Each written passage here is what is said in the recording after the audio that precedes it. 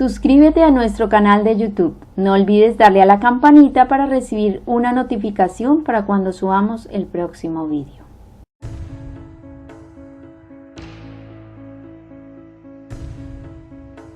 Después de su regreso a Roma, Lutero recibió en la Universidad de Wittenberg el grado de doctor en teología. Había formulado el voto solemne de estudiar cuidadosamente y de predicar con fidelidad todos los días de su vida la palabra de Dios, y no los dichos ni las doctrinas de los papas. En lo sucesivo, ya no sería un mero monje o profesor, sino el heraldo autorizado de la Biblia. Declaraba firmemente que los cristianos no debían admitir doctrina alguna que no tuviese apoyo en la autoridad de las Sagradas Escrituras. Esas palabras minaban los mismos cimientos de la supremacía papal, contenían los principios vitales de la Reforma. Lutero vio el peligro de exaltar las teorías humanas por encima de la palabra de Dios. Resueltamente combatió la filosofía y la teología que por tanto tiempo ejercieran su influencia dominadora sobre la gente. Denunció el estudio de esas disciplinas y trató de apartar la mente de sus oyentes de sofismas de los filósofos y teólogos para fijarla en las eternas verdades expuestas por los profetas y los apóstoles. Era precioso el mensaje que Lutero daba a las muchedumbres.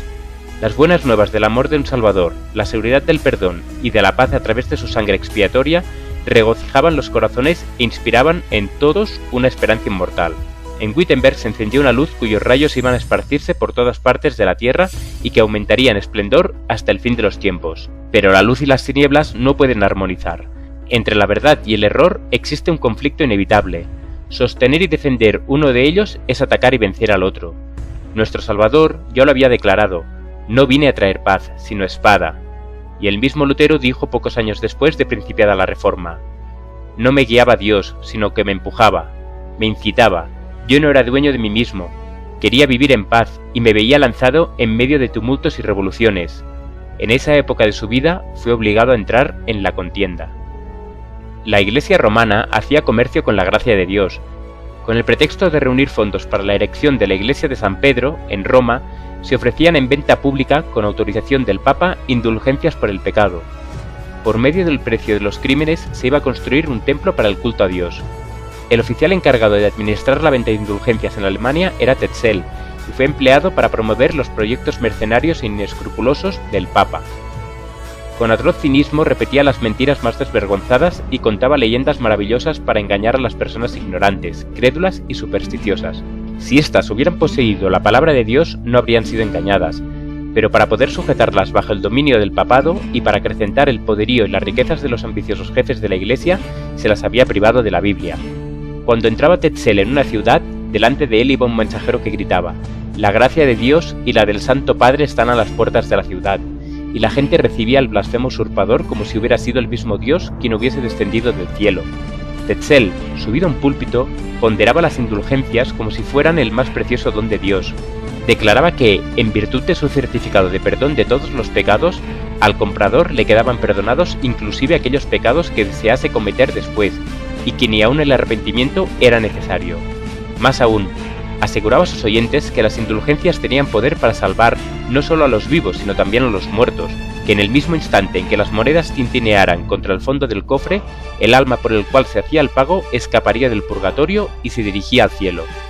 Cuando Simón el Mago intentó comprar a los apóstoles el poder de hacer milagros, Pedro le respondió: tu dinero perezca contigo, porque has pensado que el don de Dios se obtiene por dinero. Pero miles de personas aceptaban ávidamente el ofrecimiento de Tetzel, y sus arcas se llenaban de oro y plata. Una salvación que podía comprarse con dinero era más fácil de obtener que esa que requiriese arrepentimiento, fe y un diligente esfuerzo para resistir y vencer el pecado.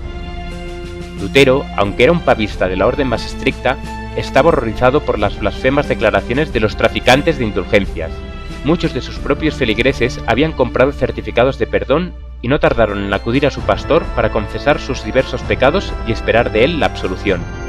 Lutero les negó la absolución y les advirtió que a menos que se arrepintiesen y reformasen su vida, morirían en sus pecados. Llenos de perplejidad recurrieron a Tetzel para quejarse de que su confesor no aceptaba certificados, y hubo algunos que con toda energía exigieron que se les devolviese el dinero. El fraile se llenó de ira, lanzó las más terribles maldiciones, hizo encender hogueras en las plazas públicas y declaró que había recibido del Papa la orden de quemar a los herejes que osaran oponerse a sus santísimas indulgencias. Entonces Lutero inició resolutamente su obra como campeón de la verdad. Desde el púlpito expuso a la gente el carácter ofensivo del pecado y le enseñó que le es imposible al hombre, por medio de sus propias obras, reducir su culpabilidad o evitar el castigo.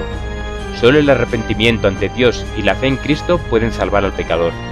La gracia de Cristo no se puede comprar, es un don gratuito. Aconsejaba a sus oyentes que no comprasen indulgencias, sino que mirasen con fe al Redentor crucificado. Contaba su dolorosa experiencia y que desde que había dejado de mirarse a sí mismo y había creído en Cristo, había encontrado paz y gozo. Al ver que Tetzel seguía con su tráfico y sus impías declaraciones, Lutero resolvió hacer una protesta más enérgica contra semejantes abusos. La iglesia del castillo de Wittenberg poseía muchas reliquias que se exhibían ante el pueblo en ciertos días festivos, en ocasión de los cuales se concedía plena remisión de pecados a los que visitasen la iglesia y se confesaran. De acuerdo con esto, la gente acudía en masa a ese lugar. Una de tales oportunidades, y de las más importantes, se acercaba, la fiesta de Todos los Santos. La víspera, Lutero, uniéndose a las muchedumbres que iban a la iglesia, fijó en sus puertas un papel que contenía 95 proposiciones contra la doctrina de las indulgencias. Además declaraba que estaba listo para defender esa tesis, al día siguiente en la universidad, contra todo aquel que se sintiese capaz de rebatirlas. Sus proposiciones atrajeron la atención general. Mostraban que jamás se había otorgado al Papa ni a un hombre alguno el poder para perdonar pecados y eximir su castigo correspondiente.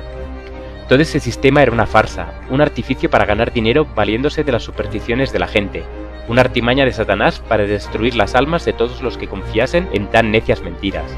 También se mostraba claramente que la gracia de Dios revelada en Cristo se otorgaba libremente a todos los que la buscan por medio del arrepentimiento y la fe. Las tesis de Lutero desafiaban a discutir, pero nadie osó aceptar el reto. Las proposiciones hechas por él se esparcieron por toda Alemania y en pocas semanas se difundieron en todo el mundo cristiano. Los astutos eclesiásticos, al ver en peligro sus ganancias, se airaron y se unieron para sostener sus pretensiones. El reformador tuvo que hacer frente a implacables acusadores. Lo acusaban de actuar apresuradamente y por impulso. Otros lo señalaban de presuncioso y orgulloso, pero él les decía: ¿por qué fueron inmolados Cristo y todos los mártires? Porque parecían despreciar engreídamente la sabiduría de su tiempo, y porque anunciaron novedades sin haber buscado previa y humildemente el consejo de los oráculos de los sabios ancianos. Y añadía: todo lo que haga, lo haré, no por consultar a la prudencia humana, sino por pedir el consejo de Dios. Si la obra es de Dios, ¿quién la detendrá? Si no lo es, ¿quién la adelantará? Ni mi voluntad, ni la de ustedes, ni la nuestra, sino la tuya, oh Padre Santo, que estás en el cielo.